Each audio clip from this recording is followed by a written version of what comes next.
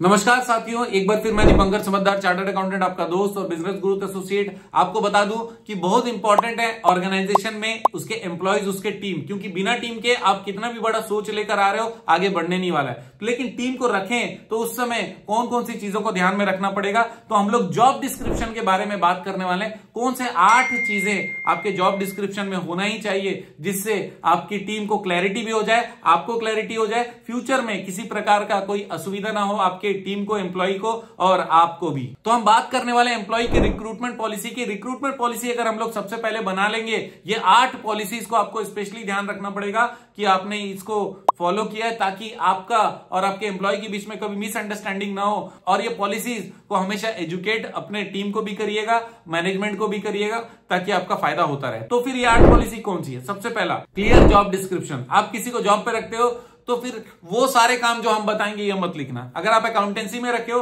तो अकाउंटेंसी में भी क्लियर लिखो कि भैया वाउचर प्रिपेयर करना है, पब्लिक के साथ में डीलिंग करना है, बैंक में जाकर पैसे जमा करना है, हम लोगों को बिल्स लेना है, बिल्स लेने के बाद में उसका अकाउंटिंग एंट्री करना है, एंट्री करने के बाद उसको फाइलिंग करना है, फाइलिंग के बाद में क्या करना है, उसके बाद में किसको रिपोर्टिंग करना है। ऐसी सारी चीजें जो संभावना है वो सब चीज उसमें लिख दो, ताकि उसको भी क्लियर रहे, भाई ये सारे काम तो ऑलरेडी बताए हुए थे, हमको दिक्कत नहीं है अगर हमको पहले से पता रहे। जो भी नौकरी करने आता है जिस समय, उसी समय अगर आप उसको मैक्सिमम चीजों को बता दोगे तो वो आसान हो जाएगा। इसके साथ एक पॉइंट हमेशा लिख देना, any other work as decided by the management. अगला चीज जो आपको पॉलिसी बनाना है, रिक्रूटमेंट प्रोसेस डिफाइन करना है। इसका मतलब अगर आपका रिक्रूटमेंट प्रोसेस डिफाइंड है कि आप रिक्रूटमेंट कैसे लेने वाले हैं, आउटसाइड रिक्रूटमेंट कैसा होगा, अगर अंदर ही अंदर आप ले रहे हो, अपने ऑर्गेनाइजेशन में किसी को प्रमोट कर रहे हो या फिर शिफ्ट कर रहे हो, तो उसका पॉलिसी क्या होगा सबसे पहले डिसाइड कर लीजिए। तीसरा पॉइंट है इक्वल अपॉर्चुनिटी प्रैक्टिस। आप सबको बराबर अपॉर्चुनिटी देते हो, इस प्रैक्टिस के बारे में पॉलिसी बना लीजिए।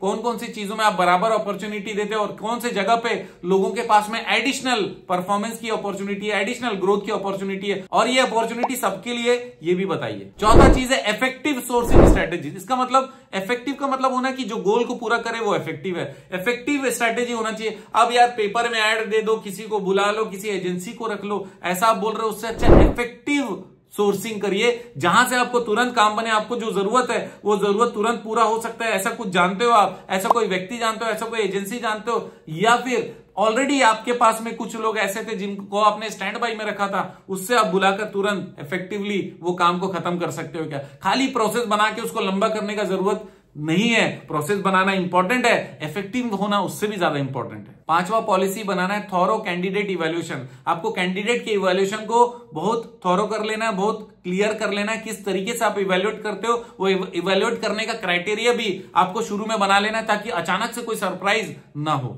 छठवां पॉलिसी बनना चाहिए ट्रांसपेरेंट कम्युनिकेशन विद एप्लीकेंट्स। किसी को बोल दिया भाई ये आने वाला है, तू आ जाना, तू तो मेरा साला है, ये काम बन जाना चाहिए, ऐसा नहीं होना चाहिए। आप ट्रांसपेरेंट रखिए। जो आपके ऑर्गेनाइजेशन में अगर आपको लगता है आपका साला बहुत इंपॉर्टेंट है, एचआर डिपार्टमेंट का कोई सीनियर, ये रिक्रूटमेंट ऑफिसर, ये उसको लगता है, तो फिर वो डायरेक्टली इंटरव्यू करा सकता है, डायरेक्टली उस चीज की गारंटी ले सकता है। लेकिन अगर आप कोई प्रोसेस में जा रहे हो तो एप्लीकेंट के साथ में ट्रांसपेरेंट कम्युनिकेशन होना बहुत ज्यादा जरूरी है, और इसको पॉलिसी में भी रखिए, पॉलिसी को हमेशा फॉलो भी करिए। नेक्स्ट है अनबायस्ड पॉलिसी। इसमें कोई भाई भतीजावाद नहीं होगा, ये चीज आप जरूर लिख दीजिएगा। अगर कोई भाई भतीजा आता भी है तो वो भी सारे प्रोसेस को ट्रांसपेरेंटली कंप्लीट करता है तो फिर आ सकता है, अदरवाइज नहीं। मतलब किसी को स्पेशल बेनिफिट देने की जरूरत नहीं है, ये ध्यान रखिएगा। और आठवां पॉलिसी है रेगुलर रिव्यूज एंड अपडेट्स। ये बहुत इंपॉर्टेंट है कि आप अपडेट और रिव्यू का पॉलिसी ही बना दीजिए। नहीं तो कोई रिव्यू नहीं करता, कोई अपडेट नहीं करता, तो फिर किसी को भी प्रमोशन मिलता है, किसी को नहीं मिलता, दुखी हो जाते हैं, और एम्प्लॉइज ऑर्गेनाइजेशन में